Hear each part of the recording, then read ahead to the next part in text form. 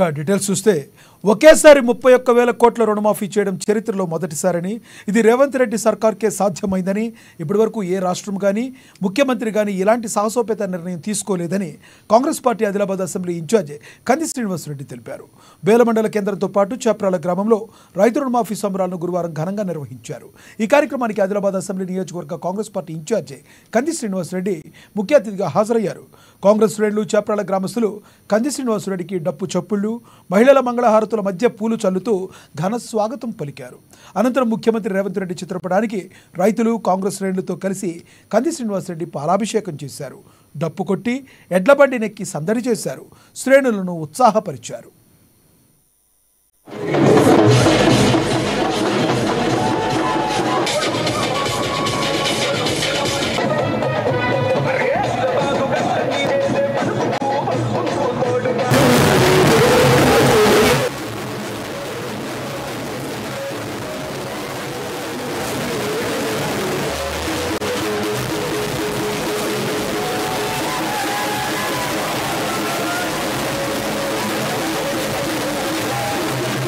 చప్రాల గ్రామవాసియం, మా అక్కలు, అన్నలు, చెల్లెమ్మలు, చిన్నమ్మలు, పెద్దమ్మలు అందరికీ పేరు పేరున మా కాకలు అందరికీ కూడా శిరస్సు వంచి నమస్కారం చేస్తా ఉన్నా.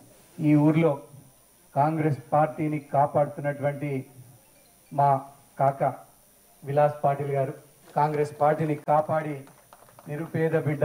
చూడు, ఆయన ఎప్పుడు కూడా కద్దరు బట్టలు వేసిన వ్యక్తి కాదు, మామూలుగానే ఉండి ఒక కాస్తకార్ లాగానే ఉండి, కానీ ఆయన దెబ్బ కొడితే ఎట్లుంటది అంటే మీరు చూడండి, 2 ఎలక్షన్లలో దెబ్బకు దెబ్బ ఓట్లు పడ్డాయి. మనకు పడ్డాయా లేదా?